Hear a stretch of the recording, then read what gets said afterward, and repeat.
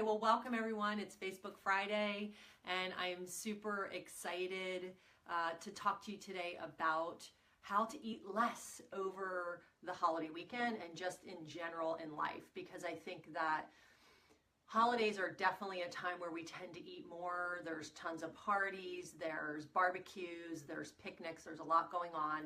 And there tends to be some food around that is not always so good for you.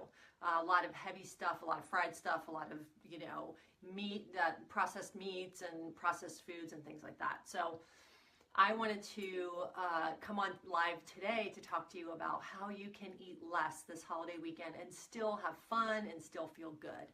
I remember when I was in my major binge eating, emotional eating, and I would go to parties on holiday weekends and I would literally stuff myself because I felt like I had no control. When I was at a party and there was just a ton of food around, I would just eat and eat and eat, and I would leave the party feeling so full and so sick and so pissed at myself, to be blunt about it. And it just never felt good. And so thank God I don't do that anymore. And thank God I can definitely listen to my body and know when my body needs food and when it's done. And so I wanted to share some really great strategies with you today that you can use this weekend and take forward into your life. So number one, and you guys have probably heard me say this before, but one of the best ways to prevent yourself from overeating and to help you eat less is to eat when you're undistracted. So sit down and eat when you're undistracted. So if you're at a party, a lot of times we'll stand by the table and we'll just eat off the table and things like that. And that's going to be another one of my tips. But the first thing is grab a plate of food and sit down. If you're at a party, if you're at home, sit down. If you're at work, go away from your computer and find a table somewhere or a place outside. If you're at home, you can sit at your kitchen table or dining room table, or if you have an outside patio, that's always nice. But no TV, no phones, no computer, just you and your food, because your body actually needs to register that it's eating the food and it needs to be able to digest the food. And when we're completely distracted and we're just shoving food in our face, it doesn't really register in the body. And so those full signals take a lot longer to register. And so when you eat, take a seat and be undistracted. That's a really, really good tip. And actually there have been studies now that show when people sit down and eat undistractedly, they get full a whole lot quicker, and they tend to not overeat. They are more satisfied. So yes, Wendy. So the next one is start small. So what I mean by that is start with a smaller size plate or bowl and fill the small size plate or bowl up and eat that, and then wait and see how you feel. And even when I'm at home, I do this. I never eat off a really big plate. I just eat out of a small bowl. That's where I start. And then I'll eat that undistracted. I'll sit at my table and I'll just kind of go slow, put my fork down between bites, enjoy the food, get the pleasure in it. And, when I finish that portion, if I need more, I'll usually wait to see how I feel. And I'll wait like 5 or 10 minutes. And then if I need more, I'll just go get more. But usually what happens is after, 10 minutes, it's like the food settles in and I'm pretty full. And so I need to eat a whole lot less than I think I do. And there's so many of us that grew up in the clean your plate club, right? Clean your plate. No matter if you're hungry or not, finish what's on your plate. And so the best way to strategize around that is to start small. Just have a smaller plate or a smaller bowl. You'll eat a whole lot less calories and you'll probably feel satisfied way before you even think you will. So oftentimes, that saying, our eyes are bigger than our stomachs. Well, when the plate's big, we want to fill the plate. So if you have a smaller plate, you can fill a smaller plate and you'll automatically get less calories and you'll probably get the right amount of food for yourself. So that's another strategy. Another one is don't linger. So don't linger if you're at a party. This is specifically for parties or, when there's a lot of food around. Don't linger by the table where all the food is. That's something that I used to do, and I ended up just eating so much food because I was picking constantly at stuff versus grabbing a plate and going and sitting down. So no lingering around the food. Grab what you need, go eat it, and then go talk to people, connect, have fun. That's what parties are about, right? Unfortunately, we make it all about the food and all about, let's just eat as much food as we can. And it trips me out when I walk around, because I live very close to the beach, and on the holiday weekends, I walk around and I live, by a lot of picnic areas, and it's all around junky food. I mean, people gather and all that's there is junky food. It's like that's how we gather, and that's what we do. It's like all about having crappy food. And so you can bring your own thing to a party, especially if, during the holiday weekends and things like that, or anytime you go to a potluck, just bring something that you can eat that feels good for you and that is healthy.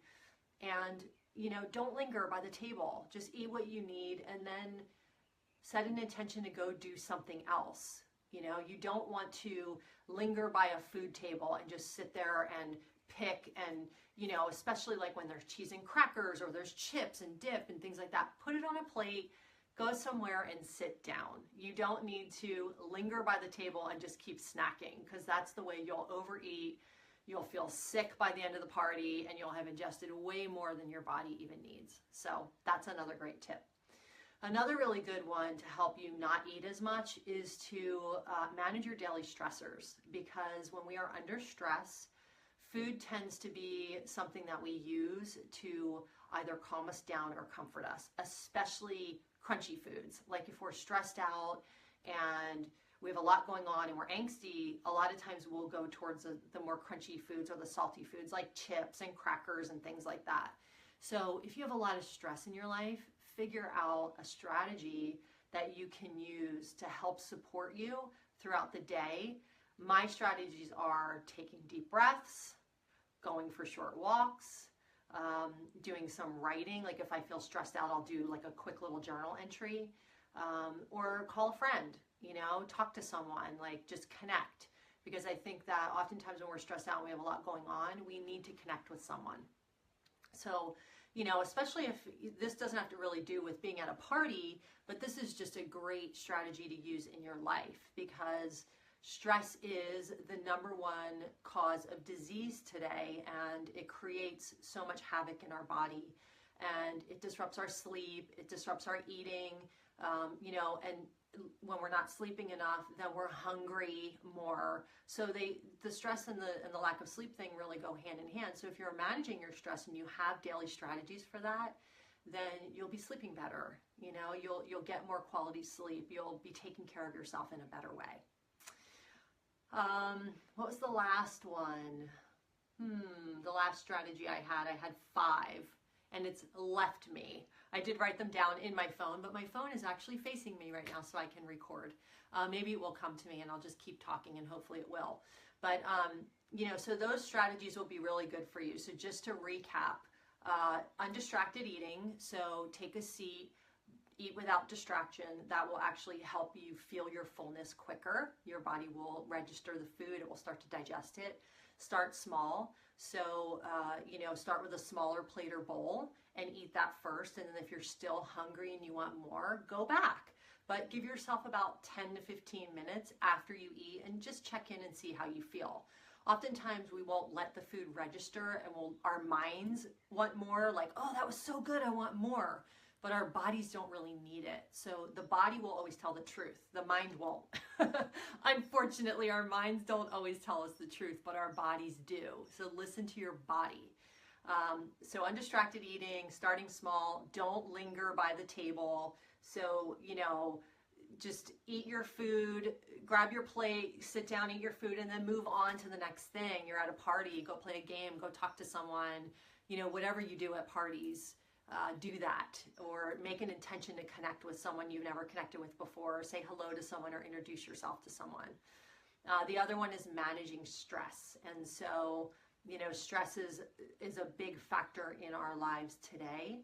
And it's really, really important that you have strategies in place to support you in managing your daily stress and just bringing the levels down a little bit so that you can feel relaxed and so that food is not, you know, the thing that you go to or turn to.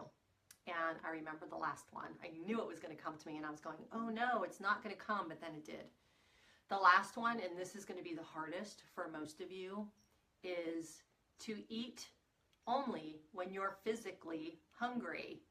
So especially at parties, we often are eating when we're not hungry, right? Like I shared in the beginning of this live video, that I would stand by the table and just like eat everything and stuff my face, and I would leave like full up to here with food and just feel sick and bloated and heavy. And so, you know, so like I was eating when I was not physically hungry just because it was there and I felt like I was out of control and I didn't think I had a choice, but I really did. And so what I would do is really, now what I do is check in with myself and ask myself, like, why am I needing to eat when I'm not physically hungry? You know, what's driving me towards that? And usually it's some kind of feeling like boredom or sadness or loneliness or emptiness that leads me to that. It's kind of that mindless, incessant eating, and it's usually driven by some emotion that I'm not addressing. So do your best to not eat if you are not physically hungry, because anytime you're eating when you're not physically hungry, you're taking in extra calories that you don't need. And what's going to happen? You're going to gain weight. Bottom line, you will. I mean, unless you're, you know, running marathons or working out 3 hours a day or whatever, anytime you're taking in extra calories that your body doesn't need, then when you're not physically hungry, then you are going to put weight on. You know, a lot of people don't think about that. A lot of the mindless eating that we do, that's a huge culprit of weight gain. So, you know, check in with yourself. Am I physically hungry? You know, and if you're not, like if the answer is no and you still want the food, then just see what the deeper thing is there that's going on. Like ask yourself, what am I feeling? Like am I feeling anxious? Am I feeling nervous because I'm at a party and I don't know anyone? Is the food table the way I hide or the way I look busy so I don't look like I'm alone? How many times have we done that? I know I've done that. It's like, oh, I'll go to the food table. I don't know anybody and at least I'm doing something, right?